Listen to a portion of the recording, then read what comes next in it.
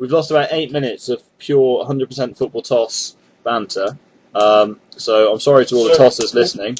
But that whole discussion of Steve Keane was completely lost. Yeah, no, we've lost everything. We were literally discussing some serious football discussion.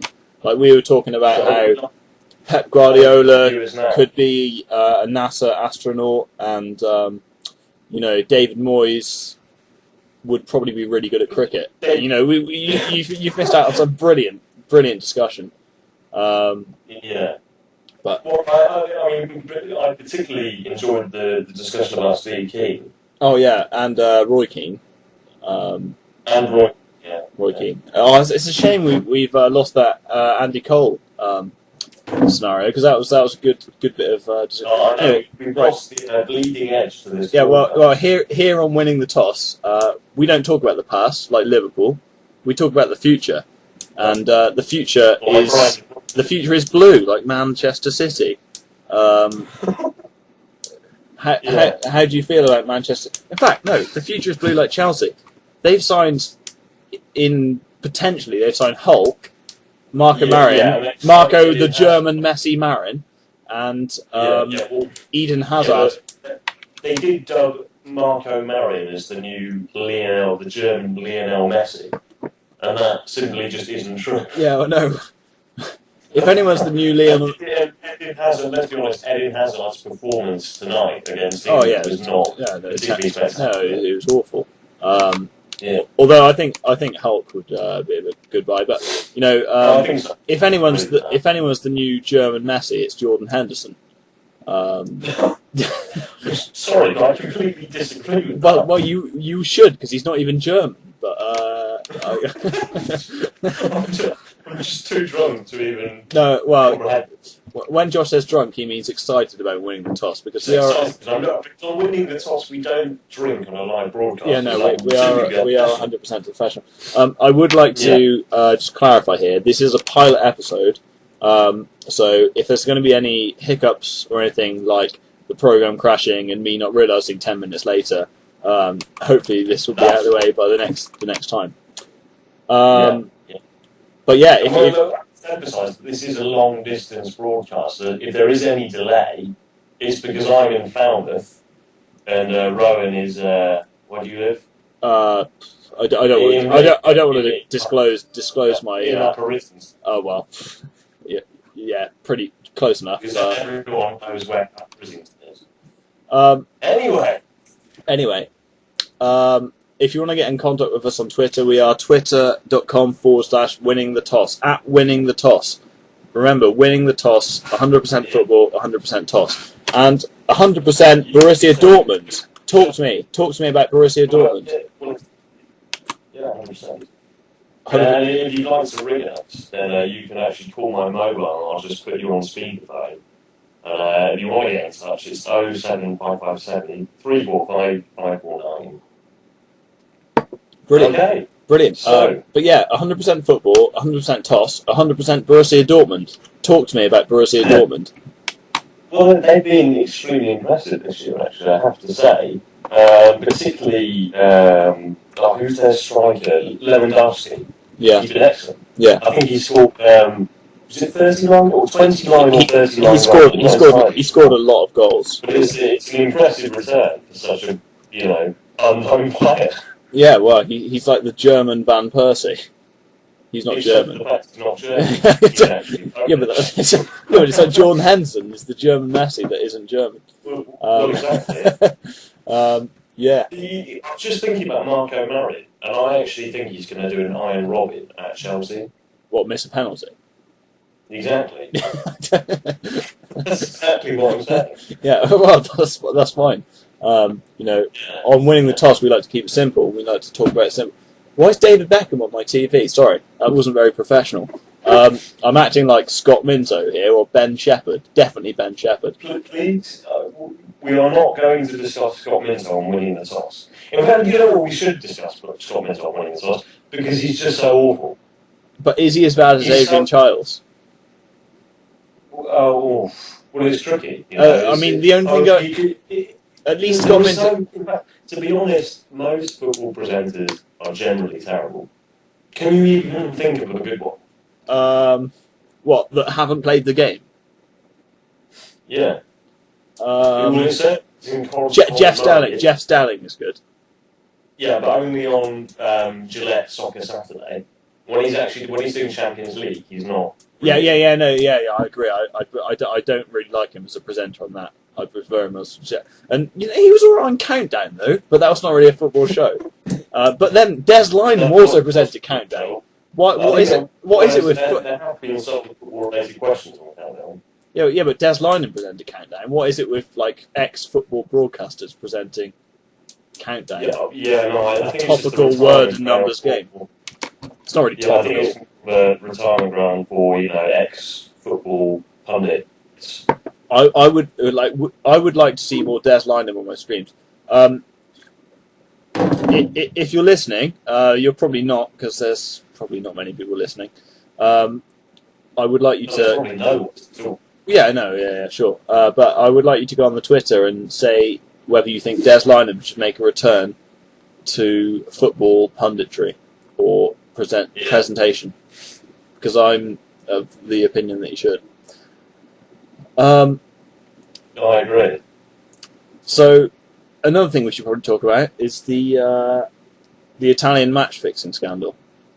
I know, and I'm actually awfully disappointed about that, especially with the Italian police accusing Antonio Conte of match fixing whilst he was at Siena in 2011. And Antonio Conte is not the sort of person who would get involved in match fixing. He was always a very honest, humble player.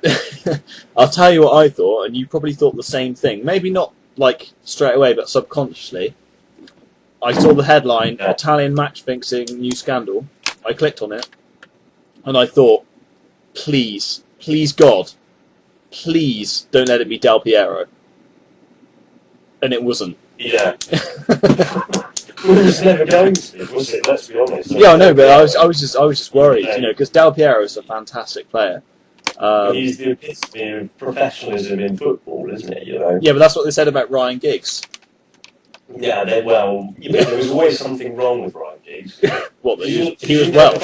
There was always something. I'd like to say I am half Welsh, so. He didn't seem very trustworthy. Mm. That was the impression I got, anyway. Well, he had that face that he looked like he was up to no good. Well, exactly. That's exactly what I'm saying. Do you think 100%. 100%. Do you think? Do you think he played pranks in the dressing room? Sorry. No, it's fine. You plug this show as much as you want. This is the. Soon we will be retweeted by Gil Balagu. Will be retweeted by Tony Evans. Did you just say Guillaume Balagu? Yeah, I probably pronounced his name a bit wrong. Let me just say, coming from a Spanish football expert, and an expert on the whole game in La Liga, to pronounce Guillaume Balagu, you actually say Guillaume Balaguer. That's fine. But to pronounce Graeme Le Saux, you actually say Graeme Le Saux. Yeah, I'd like to emphasise that he is French. Who? Guillaume Balaguer? That's a lie. No, that's not true. He's actually English. No, Graeme Le Saux. Oh no, Graeme Le Saux is one of the finest French left backs of all time. Alongside with Bixton, Vicente Lizarazu. Yeah, brilliant Scottish player. Well, what I'd like to talk about as well, I've got some notes here. Oh, brilliant! I've already gone through all my notes. Let me look at my notes and see what I'm sure you've got more.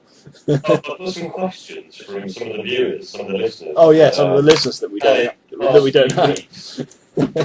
So we've got Alice from Throcking near Stevenage, and she says, "Is it true that Alan Pardew has a shotgun?"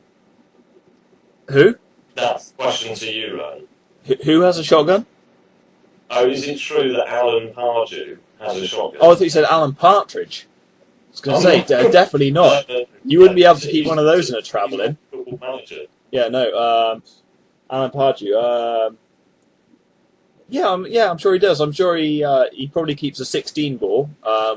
locked in a gun cabinet, verified by the police. Probably goes out for a clay pigeon shoot with Paul Lambert and Harry Redknapp on the weekend. Why Harry Redknapp in particular? He just seems like the sort of guy that would enjoy clay pigeon shooting. Okay, right. Well, our next question was from Lewis from Sodom's Trump in West Gloucester, and he said, would you agree that Michael Ballack looks more like Matt Damon than Matt Damon looks like Matt Damon? Yes, I think I would agree with that. And to be honest, I think Matt Damon should retire. I think he should move to Chelsea and not play very well, and just retire. Yeah. We don't need any more Matt Damon on our screens because Michael Ballack is doing a better job, and I think Matt Damon should be sacked from being himself. I would agree with that. Yeah, the Bourne Identity, Michael Ballack could have been much better. Yeah. And I think if Michael Ballack was playing Matt Damon, then he wouldn't have been lambasted in Team America either. I think they would have gone for somebody else like Sean Penn. Sean Penn? Yeah, Sean Penn. He doesn't seem. Anyway, this is moving off topic. Yeah, we're going off on a tangent, but that's what we do on Winning the Toss. We talk about football, and then we talk about football and we incorporate toss. So. The truth of the matter is, we're actually experts in different areas other than football. I am an expert in lovemaking. And I'm an expert in several things. In particular, boats. Boats? I know lots about boats. Are you a keen sailor? Ships. Are you a keen sailor? No, I'm not a sailor myself, but in large industrial bulk carriers, I'm an expert. To be honest, I think Sam Allardyce would make a keen sailor. I could see him the captain of a ship. I mean, Sam Allardyce, he's such a keen individual. He could really do anything, couldn't he? Anything. What couldn't he do? Well, exactly. I think you could probably ask him to mow your lawn and he'd do a good job. He probably would. So if you're listening and you'd like to give an answer as to what you think Sam Allardyce could do outside of football, please tweet that. Yeah, no, do it. We're Twitter.com. And the best tweet we will reveal on the show. If it's not here this week, we'll discuss it next week. I'm checking the Twitter now, and we have no tweets. None as of yet. Yeah, exactly. All got lost because Jamie, who's 12 from Eastbrook, which is just south of Cardiff, says, "Why can't Roy Hodgson talk properly?" Well, it's actually a bit of a tragic story. When Roy Hodgson was a young lad, maybe 12 or 11 or 12, he was playing football in the street with his friends, and he came up against a very unhappy Bobby Charlton, and Bobby Charlton kicked him in the throat. Yeah. So is that it? Do you find that funny? Yeah, I mean, personally, I don't find that funny, but I'm sure Jamie, who's 12 from Eastbrook, would find that funny. Well, the problem with people in Eastbrook is they're all cretins, and I would like to.